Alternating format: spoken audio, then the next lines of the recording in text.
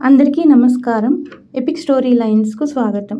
శ్రీ గురు చరిత్ర అధ్యాయం 15. శ్రీ గణేశాయ నమః, శ్రీ సరస్వతీయే నమః, శ్రీ గురుభ్యో నమః.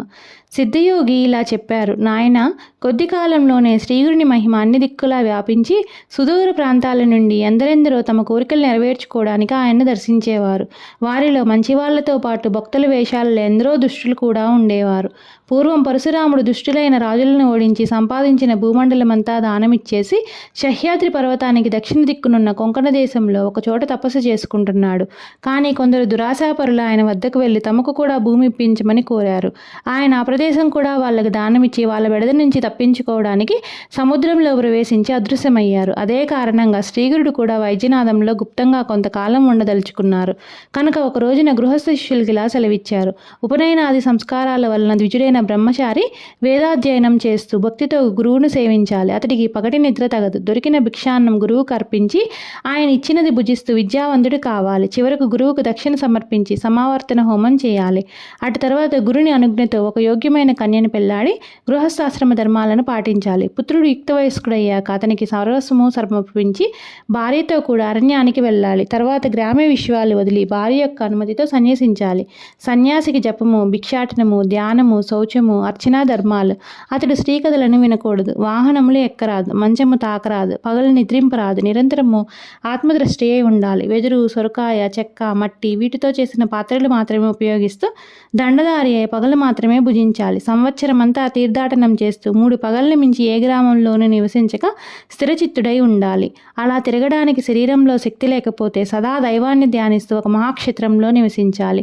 ఇలా చెప్పి గృహస్థ శిష్యులను వారి వారి గృహాలకు పంపి సన్యాసులైన శిష్యులకు శ్రీగురుడు ఇలా చెప్పాడు. నాయనలారా, మీరందరూ తీర్థయాత్రలకు వెళ్ళండి.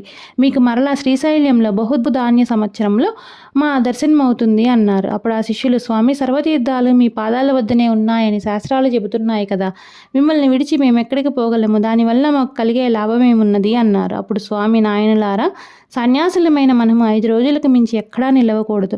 సర్వతీర్థాలు దర్శించడం మన ధర్మం. దానివల్ల మనస్సు స్థిరమవుతుంది. అటు తర్వాత ఒక చోట స్థిరంగా ఉండడం శ్రేయస్కరం అని చెప్పారు. అప్పుడు శిష్యులు, స్వామి, మీ మాటయే మాకు ప్రమాణం. మేము ఏ ఏ తీర్థాలు దర్శించాలో సెలవీయండి అని కోరారు. అప్పుడు శ్రీగురుడు ఇలా చెప్పారు.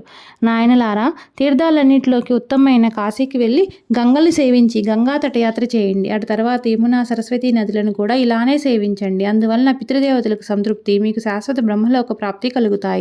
తర్వాత వరుణ, కుశావర్త, శతద్రు, విపాస, శరావతి, వితస్త, అసిక్ని, మరుద్రుత, మధుమతి, పయస్విని, ఘృతవతి, రేవ, చంద్రభాగ, రేవతి, సరయు, గోమతి, వేదిక, కౌశికి, నిత్యజల, మందాకిని, సహస్రవక్త, పూర్ణ, పుణ్య, అరుణ, బహుద, వైరోచిని, పుష్కర, ఫల్గు, అలకనంద మొదలైన నదులలోనూ నదీ సంగమాలలోనూ స్నానం చేసి తటయాత్రలు చేయండి. అలానే శ్రీశైలము, అనంతము, రామేశ్వరము, సేతుబంధము, శ్రీరంగము, పద్మనాభము, నైమిషారణ్యము, పురుషోత్తము, మహాలయము, కేదారము, కోటిరుద్రము, మాతృకేశము, కుబ్జతీర్థము, కోకాముకి, ప్రసాద తీర్థము, విజయతీర్థము, చంద్రతీర్థము, గోకర్ణము, శంఖకర్ణము అనే తీర్థాలలో స్నానం చేయండి.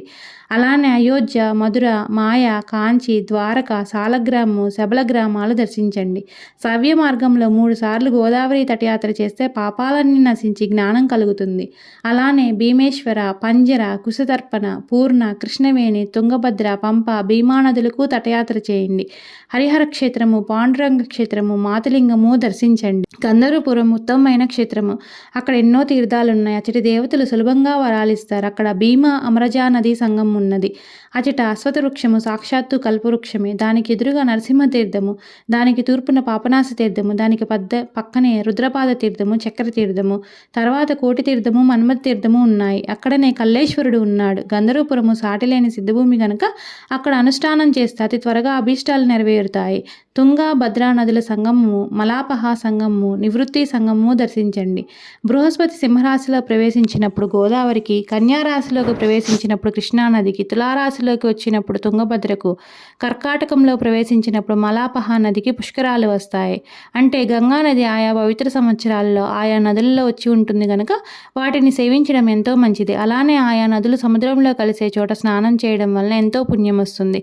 కుంభకోణము, కన్యాకుమారి, మత్స్యతీర్థము, పక్షితీర్థము, ధనుష్కోటి, కోల్హాపురము, కరవీరము, మహాబలేశ్వరము దర్శించండి.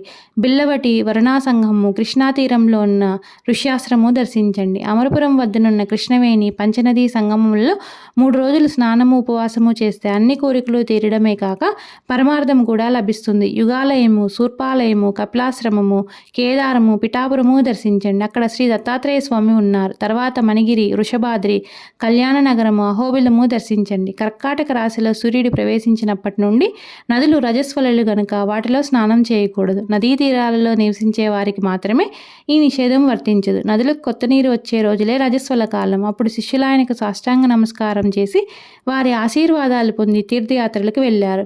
నేను మాత్రం ఆయన సేవ చేయడానికి వారితో కూడానే ఉన్నాను. శ్రీ దత్తాయ గురవే నమః. శ్రీ శ్రీపాద శ్రీ వల్లభాయ నమః. శ్రీ నరసింహ సరస్వతియే నమః.